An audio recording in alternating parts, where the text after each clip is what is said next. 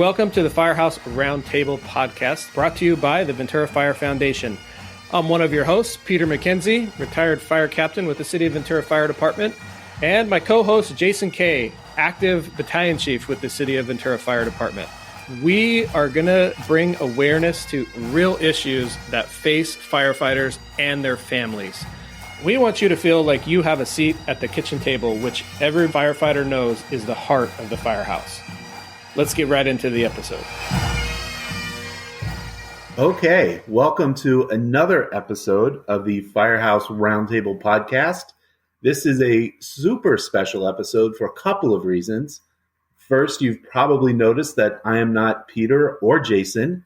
This is Joe. Peter and Jason are super busy with their businesses and being battalion chief, and so we need to keep on our schedule of releasing episodes, so I'm filling in for them today. The other reason this is a super special episode is, I believe, if I'm doing my math right, this will be our 50th episode of the podcast. So 2 years ago when we decided to do it, the idea that we actually came up with 50 episodes that I think are pretty good content and pretty helpful for the community is super satisfying for me. And thank you to all of the folks that listen to the show and who review it and subscribe and help us to grow the show. We appreciate it. Today, we have a very important guest for the show who's had quite a few life events happen in the last few months. So our guest is engineer Derrick Bean, who I think over the summer, Derrick, you can tell me if I'm wrong, was named Paramedic of the Year for Ventura City Fire, became a board member of the Ventura Fire Foundation, was also promoted to fire engineer, which I want to talk about a little bit because I understand that's not the easiest thing to do.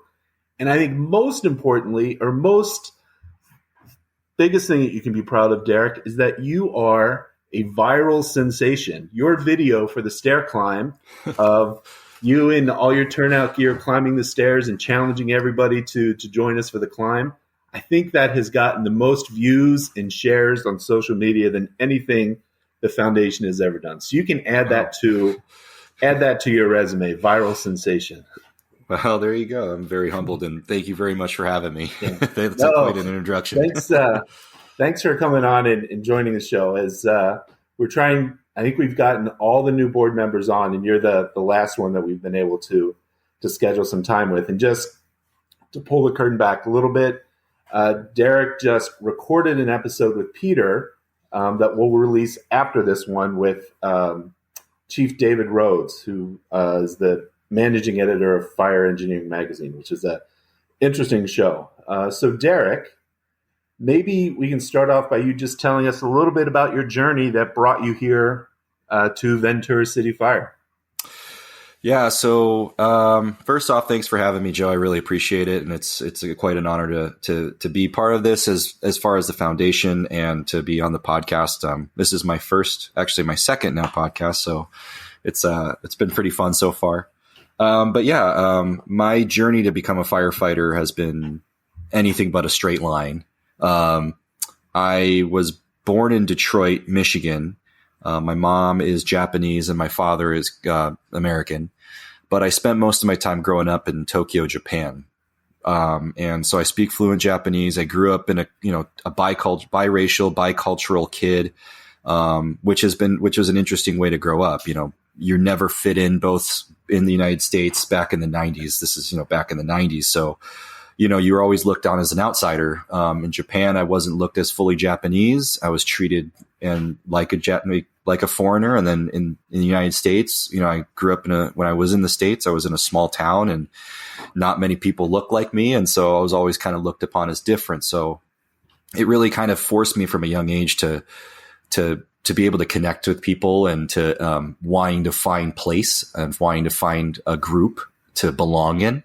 And that's where I gravitated with like sports teams. So I played a lot of sports growing up. And then I graduated high school in Japan and knew right off the bat I wanted to live in the United States. I just felt that there was more opportunity.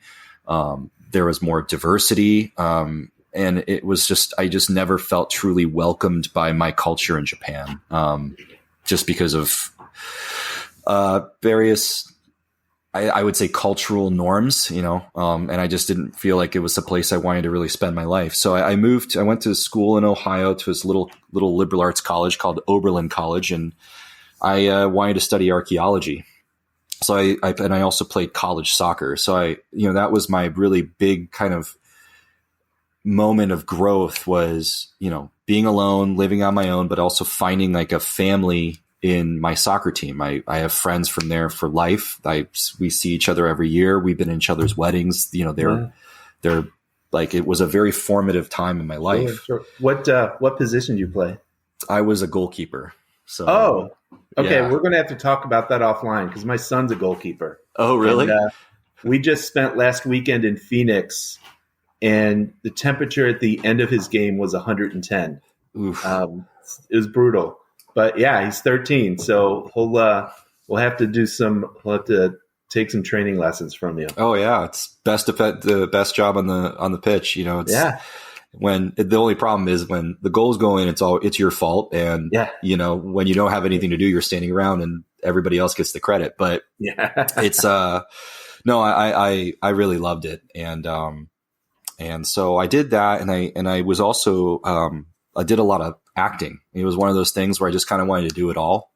And I graduated college, and it was one of those things where you realize that you didn't want to do school anymore. And so I had either grad school or go out to Los Angeles to try my hand at being a film actor.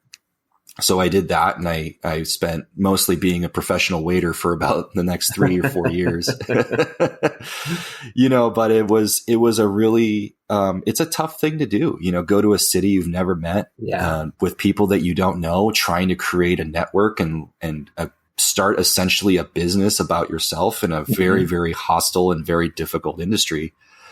Right after one of our worst economic crashes in our known history, because I graduated in 2009.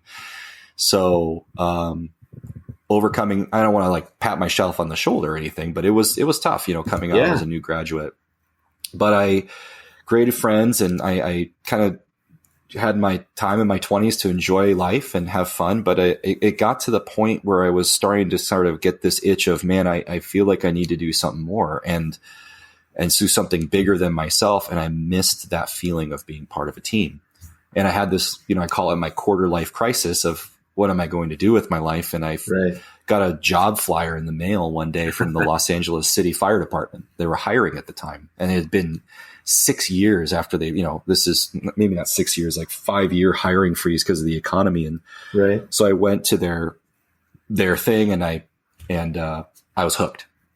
I became an EMT. I worked in LA County for about a year and a half on McCormick ambulance for a couple of years, and which inspired me to go to paramedic school. I went to paramedic school at UCLA and graduated top of my class as the valedictorian, and did my internship with Pasadena Fire, and even got more exposure with professional fire department and how they conduct themselves. So valedictorian. Yes, sir. Yeah. Wow. That's impressive. Yeah. And then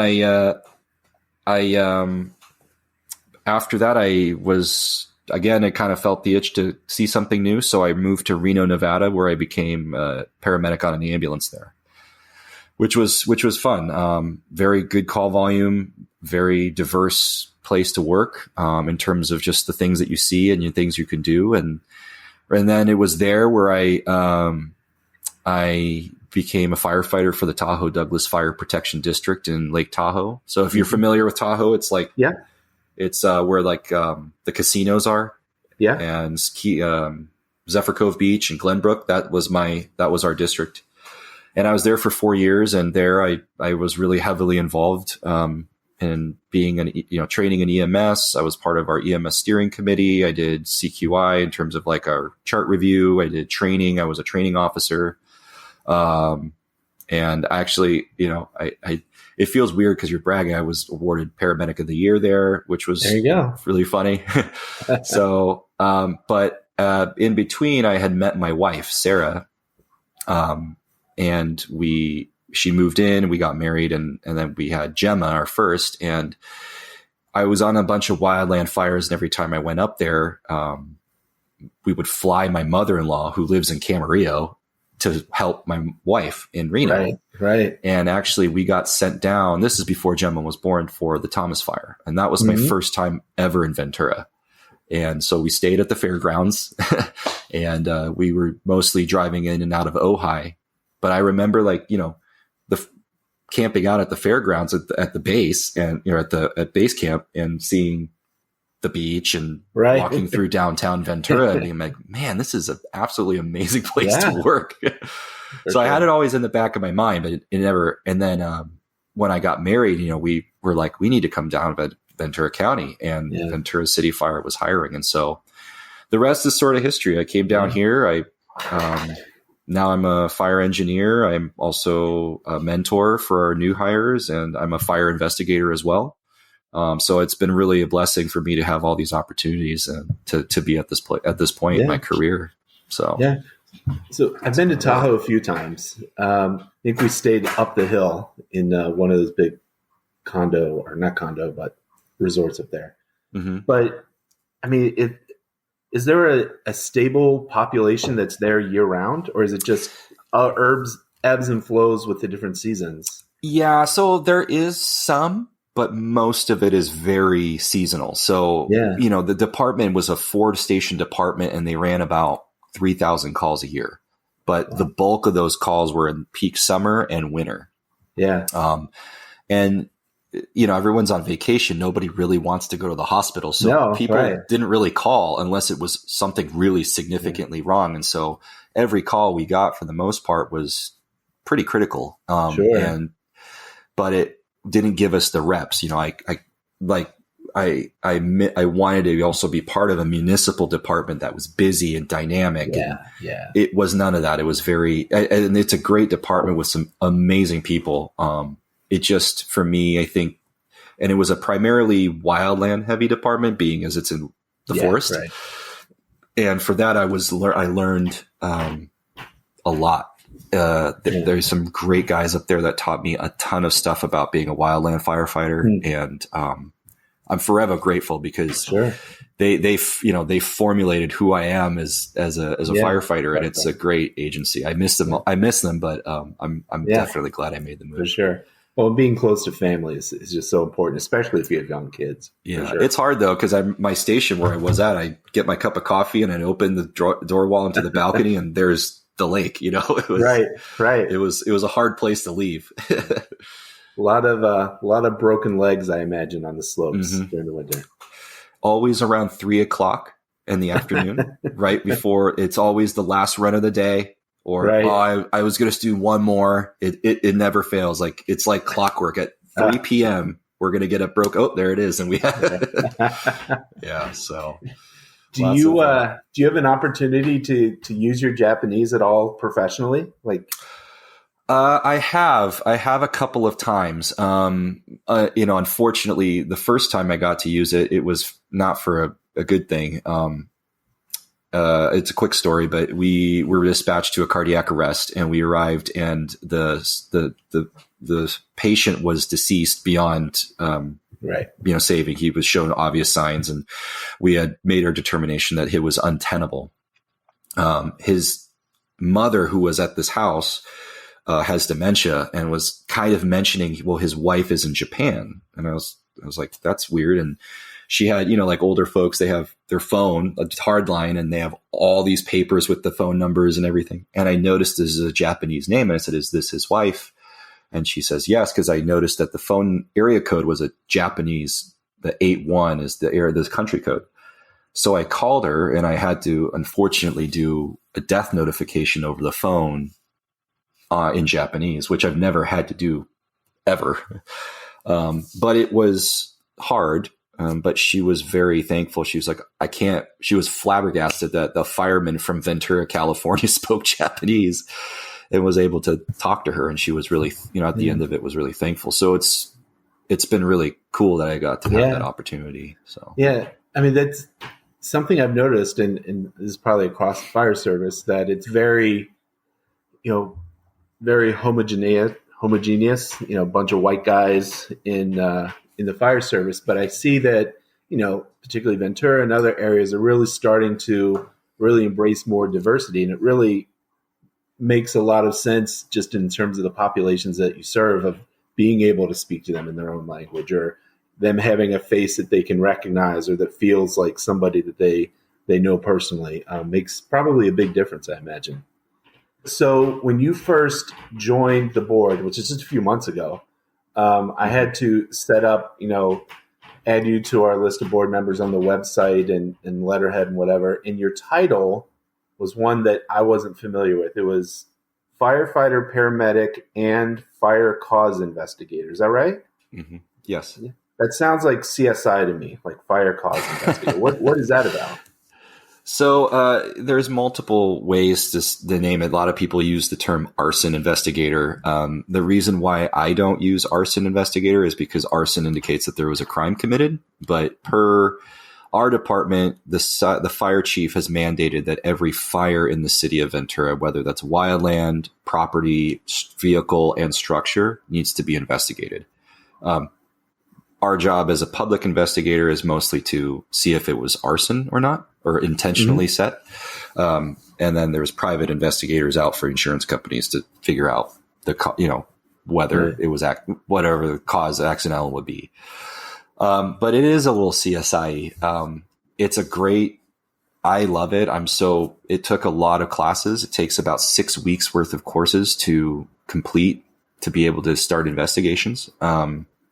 You learn everything from chemistry to physics to thermodynamics, fire behavior, human behavior, legal stuff.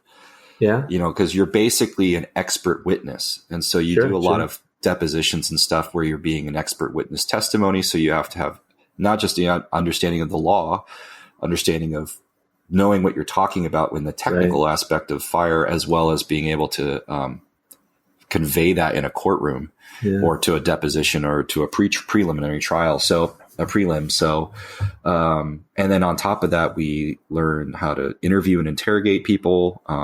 So we're technically peace officers, which is kind of weird. So no, that's super cool. And it's just amazing to me that, I'm not a first responder, obviously, but just in the news recently, it's, the line fire, or I think it was the line fire where it was arson and they just arrested somebody. And I think up in Northern California, it was actually a firefighter who was just arrested for starting a bunch of fires. And just the ability or the mentality of people who do that, it's so destructive. And then folks like you who figure it out and nail them. I mean, that's kind of got to be pretty satisfying. It is. And when I first approached this position, I was like, I've been on fires, obviously, and fought fires, and go, there's no way that you can figure out where, at least even where this started. Everything's burned. Yeah. And then when you learn, what to look for, it's like it kind of go whoop, and you just kind of look at everything a completely different way. I mean, one of my first investigations was a dry cleaner fire, and it was completely burned to the ground. And I approached it going, there is no way I'm going to figure this out. And I was on the fire, like fighting the fire, too. So I see what the result was. But then, you walk in and you just do it's like they call it the scientific method. It's a 7-step methodical process where you get data, you form a hypothesis, and you test the hypothesis. And, it's like science. It's science. Right. Yeah. And just going through that and knowing what to look for and working your way through deductive and inductive reasoning, I was like, oh, there it is. And then I got kind of validation because I got to work with some private guys who've been in the job for 30 years. Right. And they're like, yep, that's exactly where it is. Good job. And I was like, oh, cool. So, I get a lot of satisfaction out of it. It's something I've been passionate about since I heard about it in the academy when I was just starting out going, and then everybody watched Backdraft with Robert De Niro, like being the salty investigator. So there was always that kind of in the back of my mind thinking like, man, this is a really cool job. So now I'm doing it and it's really rewarding for me. So. Yeah. If you can, like maybe this is not something you're allowed or even want to talk about, but like of fires that you investigate, what percentage of them are arson versus an electrical cause or just some accident. Yeah. And for me, I mean, most of it is unintentional. Right, we have there's different ways to categorize these fires, and how we do it at Ventura is we do intentional or incendiary, we call it, which is arson. But arson is the crime. It's the incendiary is the cause. And then we have accidental, natural, and then undetermined. And for us, I mean, unfortunately, a lot of times undetermined is pretty common as the cause. Sure, yeah. And that's all it is saying, I can't, because we have to rule things out. So if I cannot completely rule it out, then I have to, and there's more than two probable causes. I can't choose one. Yeah. So I have to say it's undetermined. But in my report, I could always say, well, it's most likely caused by X, Y, and Z. Sure. Jeff Edsel, he was a firefighter with us. He just had an arson case that he's working on. Obviously it's an ongoing investigation. We can't really talk much about it, but for the most part of my experience, it's either negligence or it's electrical, accidental, is the cause. Yeah. But it doesn't make it any less, for me at least, like any less exciting to figure it out. It's like kind of more of like look, go me. I think we as firefighters and paramedics especially are wired that way to want to figure out the problem and see if you got it. And so for me, that's something I always kind of get satisfaction out of. So it's just a quick funny story. I grew up in Ohio, and back in, when I first got out of college, I was big in politics and was, working on campaigns and managing campaigns for local politicians in Cincinnati, and was in the campaign office one day, and there was one of the volunteers was a union guy from the IBEW, so it was a Democratic campaign, and there was a big action. At one of they were building a new giant super grocery store. I think it was Myers or something. I don't know what it was, but a huge one, like a super center. And they were using non-union labor. And this guy was, complaining and blah, blah, blah. And it's, and I said, well, they're going to really regret it when 6 months from now the place burns down. And I'm thinking because they're using non-union workers that, the wiring will be faulty and it'll start a fire. And the guy just looks at me and he goes, "We don't do that anymore," meaning burning it down on purpose. I was like, "Oh, okay, different attitude there." Yeah. And he was serious because evidently they did do that at some point.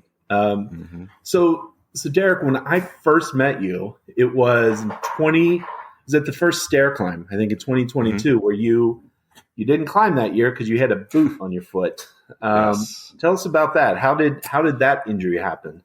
So I was doing some PT on duty. I had just gotten off probation about 6 months ago, maybe a little more. And I was just doing PT in the back of Station 6, and I was just doing running some sprints. And as I planted my left foot to kind of pivot and turn around and go change direction, I felt like something had hit me in the back of my leg. And I honestly thought it was one of the other, my engineer messing around and hitting me or throwing something at me. And I took a step and I couldn't walk. And I had basically torn my Achilles, complete tear. And it was pretty devastating. Yeah. It's my first time having like a really major injury in my entire life. Even I've broken my leg, but I think that was not as bad to me. Like then, I don't know why. This one felt so much more debilitating. So I was out for about 8 months. And so that was both a good and bad thing in terms of the fact that I got to be home and spend time with my family. But it was also hard because financially speaking, we're a single income family living in Southern California. And I'm not saying I don't get paid well, but it's just things are hard. And so what was really awesome was the foundation I think Chief Jeremy Henderson was one of the ones that really spearheaded it and got me some help, and from financially, which was amazing. It was such a godsend. And then another shout out to engineer Max Palmer. He had heard about it, and he had even on his own accord done a GoFundMe just to get me money to buy Christmas presents for my kids. Oh my God. And, I cried, I had, it was a tough few months. I had also lost a friend to suicide, literally the day after I got my surgery. No, excuse me. That's wrong. He called me in crisis, and I had talked to him for several weeks trying to kind of talk him off the ledge. And he took his own life actually 2 years ago yesterday. And so, that was really tough to deal with that. And the peer support team kind of banded together from my department, primarily firefighter Jeff Edsel. He and I are, best friends, but he was the one that kind of dragged me out of my little house and took me places and kept in touch, because he went through the same thing, same injury. Yeah. I think for me, the injury wasn't the bad thing. It was like the isolation, not being there around the guys, not going to work, not feeling productive. And so, that was very hard, but on the plus side, it was really nice way to have some introspection and to really connect with my family that I never would have had. Sure. Connect with my kids and be home for months and be there. But that being said, it was very nice to be back at work. Yeah, sure. But it was unbelievable, the amount of support and love and financially, and just being a friend from, the people around me, was huge. Yeah. So is there any ongoing, long-term issues with that? So when I think of tearing your Achilles, that's one of the worst things that I think could happen. It seems like it'd just be so painful, and they have to pull it back down. And is there any lingering impact from that, or? Yeah, I still have my left calf is slightly smaller. I have some aches every now and then. For me, it's more like avoiding certain things. Going downstairs, strangely, is really tough. So the stair climb was. Yeah, wait a minute. You just did the stair climb 2 weeks ago. Yeah. It's a weird feeling. It's not painful. It's just kind of a lack of strength. So there was a lot of being compensating and having back pain and stuff like that. But you're never 100%. I mean, I just don't do certain things anymore. I don't do a lot of high impacts, running, sprinting. Yeah. I don't play sports that require that anymore, just because I'm scared that it'll happen again. Yeah.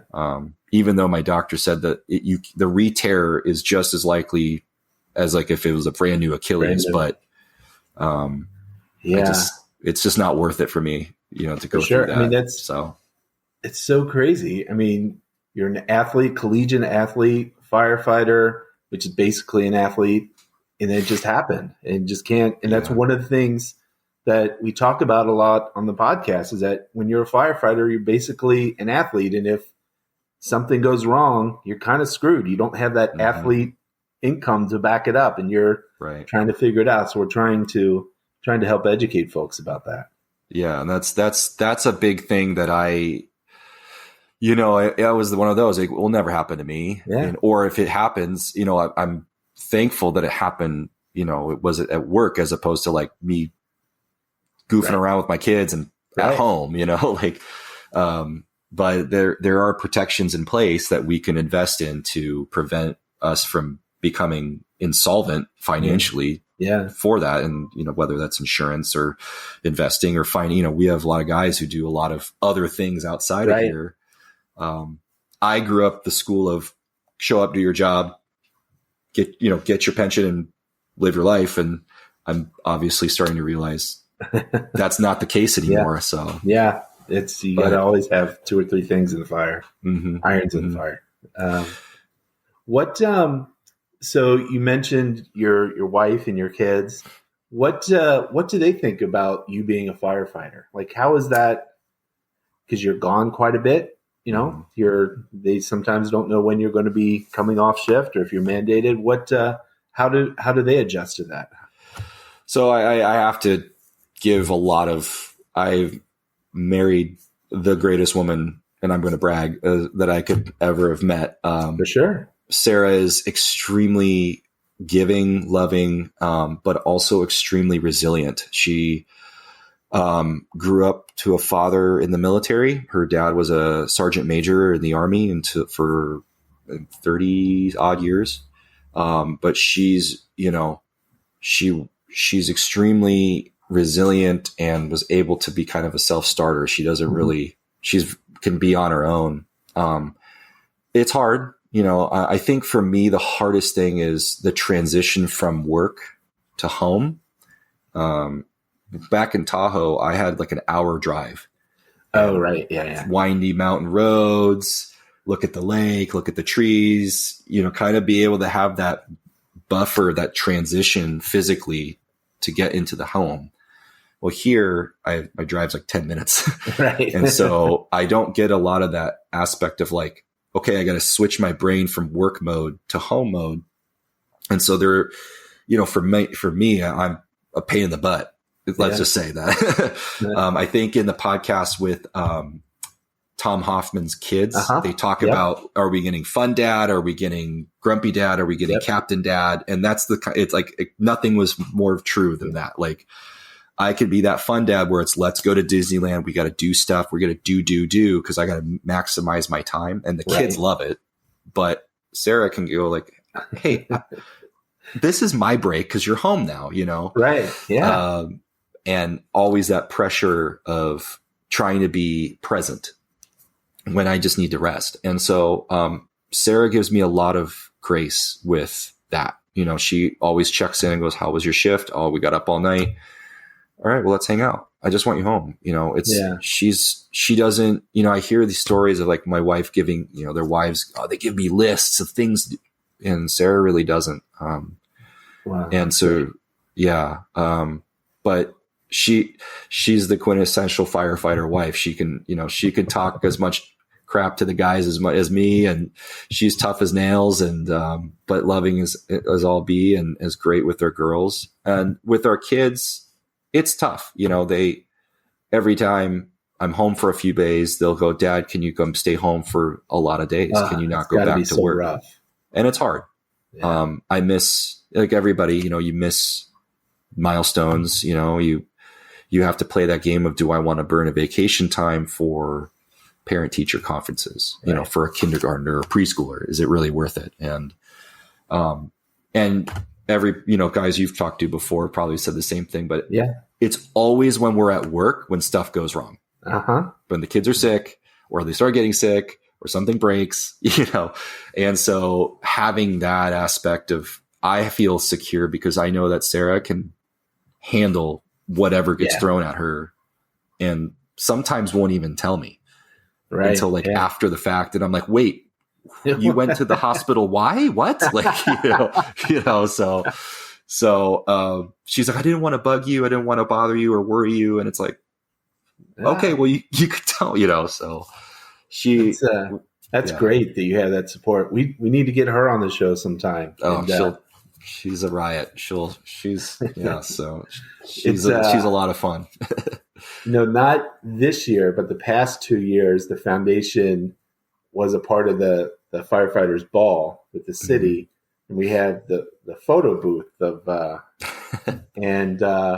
so the guy that managed the photo booth would send me all of the photos that were taken.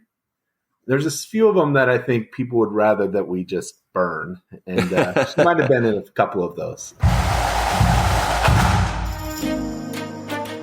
Thanks for listening. This is Joe from Ventura Fire Foundation. We have an exciting lineup of free webinars for firefighter families in 2024.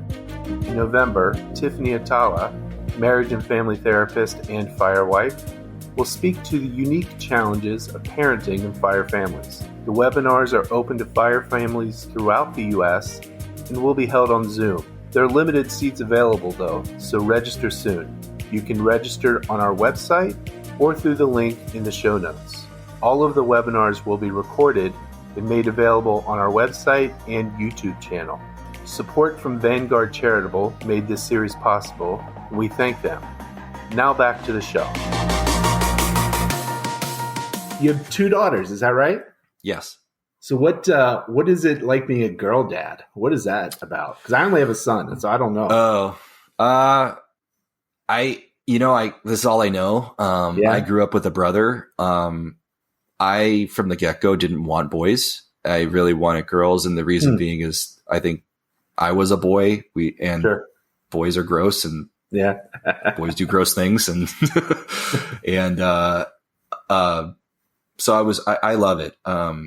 It's a challenge because you can already tell that in toddler stage, you're looking down the barrel of what they're going to be like as a teenager, and you have 3 women ganging up on you when you come home. And, but I really like it, especially I think, in the culture that we live today. I don't want to get, woke or anything, but, political, but I think in how the society is today, I mean, I feel happy about raising girls. I think they've got as much opportunity as they have ever been.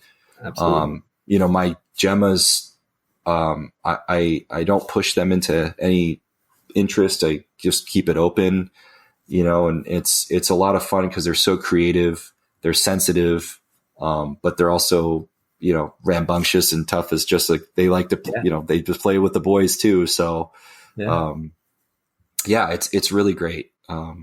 So they're pretty young yet, but what would you think if they came to you in 20 years or maybe 15 years and said, "Hey, I want to be a firefighter"? Yeah, I would be absolutely thrilled. I just, I think this is one of the greatest job in the world. I get a lot of satisfaction out of it. Not many, some people don't, but they do it anyway. I think for me, my only thing with them would be like, make sure this is what you want to do and try other things. If they came to me at 18 years old saying, "I want to be a firefighter," I was like, "No, you don't. You're not ready. You're not ready at 21. Some people are. I think you need to do stuff. I think this job requires a little element of seeing the world a little bit. In my opinion, this is my Derrick's opinion, but having a little bit of that perspective and empathy and I don't want to say maturity, but a little bit of maturity. I mean, most firefighters, we're all a bunch of immature little kids that, that's part of it. That's part of the allure, right? But having that sense of perspective is important because we do see terrible things and we do run into people that aren't like us and who maybe have different needs than us, that we need to be sensitive to that, but also be able to have composure when things go poorly and when we fail. So that would be my thing. If my girls wanted to be firefighters, that's fine. But I would definitely say enjoy your 20s, kind of walk the world a little bit because it's a long career. I mean, guys who start at 22, I mean, now you're looking down the barrel of a 30-odd year career. That's a long time. For sure. Running calls, getting up at night and, putting your body under stress. And so I would caution against that personally. Yeah. Makes a lot of, I think that's wise. And it makes a lot of sense that you kind of have that perspective because that's kind of how your life has evolved. You grew up halfway across the world and then moved here for college and then moved to LA and were on your own. And so you kind of built that experience into your own life. And I think it's really probably benefiting you now quite a bit. Yeah, no, I didn't become a firefighter until I was 30. And, I started trying to get in as a firefighter at 26 and it took me 4 years. And it was during that period when you're waiting in line for a test with thousands of other applicants and you were just a number in a big field of and nowadays it's like everybody's hiring and they can't get enough people. So, why do you think that is? We talk about this a lot at work, because we're trying, hint, hint, nudge, nudge to people listening. We're hiring. Right. And we struggle to find people. And I thought, we thought it was just a Ventura City thing. And no, we're looking at places that pay more than us, have better benefits than us. And it doesn't matter. Yeah. I think it's a bunch of things. I think it's hard to say. I think a lot of it is there's a cultural, like the generational thing. Yeah. I think people are more entrepreneurial now in terms of like, I can do something and create, whether it's social media content or business, fairly, not easily, but they can start and they have a pathway to do that to make lots of money and to be successful very quickly.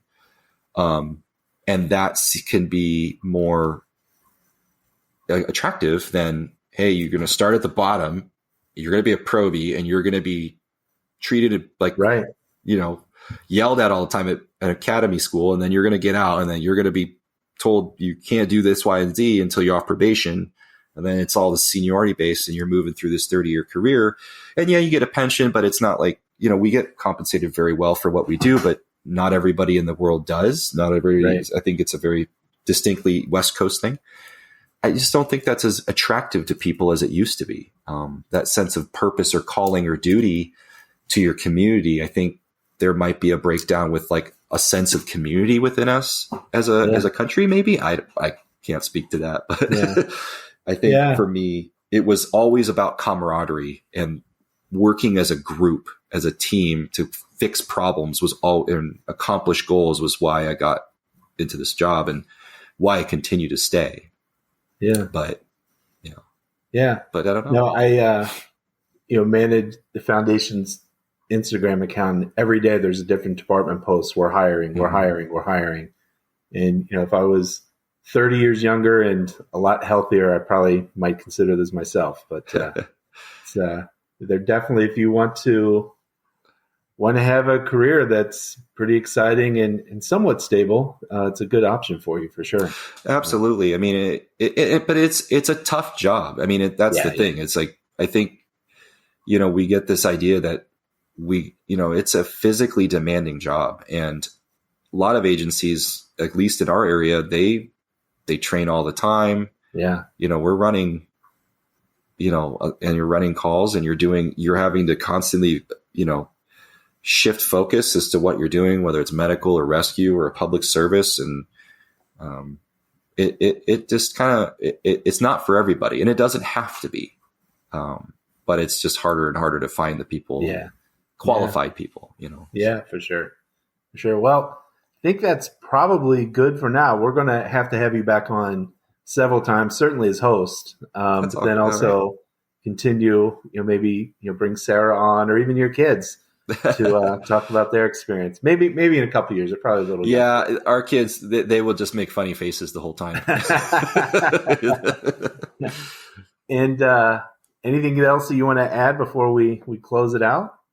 No. I just thanks for having me, and I'm really excited to be part of this, the foundation and the board member, and I'm looking forward to, trying to bring some more change outside of my department and within the area. So just very humbling. So you've already started making a difference on the board. Just some of your ideas and stuff have already taken hold, and we certainly appreciate it. And I personally look forward to working more closely with you in the future. Absolutely. So thank you for agreeing to come on and be with the foundation. No worries. Usually we close these shows with like the host having like a little conversation recapping the show, but I'm doing it by myself, so I don't think we need to do that this time. So, all right. Derrick, I will talk to you soon. Thanks again for coming on, and we'll talk to you all next time. All right. Thank you very much. Have a good one.